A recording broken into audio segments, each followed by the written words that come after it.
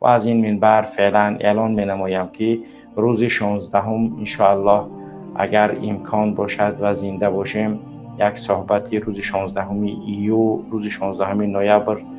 روزی تقدیر سوز است. البته اگر شما به یاد داشته باشید سالهای گذشته برنامه‌های بخشیده به 16 نوامبر روزی تقدیر سوزی سیسیه 16 شورای عالی که رحمان فی لعنت کرده الله به قدرت رسید در قصر ارباب خوجند چندین برنامه‌ها سالهای پیش تقدیم نمودیم و امسال دیگر یعنی همون یک قضیه است. ما نباید مانند شبکه یک و تیوی سفینه باشیم که همیشه چیزی برای تقدیم کردن یعنی بگوییم و میخواهیم برنامه‌های متنوع و گوناگون جدیدی را تقدیم کنیم. انشاءالله روز 16 نوامبر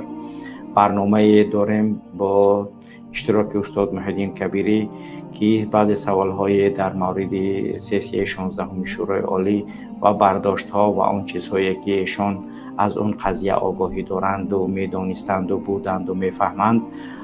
این مسائل را برای ما بازگو می‌نمایند انشاءالله. و اگر فرصت شد در آن روز 16 نوامبر سوال جواب با مردم انشاءالله که صورت میگیرد اگر امکان و وقت مناسب برای این کار باشد و اگر نباشد خب همون صحبتی که با ایشان صورت میگیرد همان را تقدیمتان خواهیم کرد.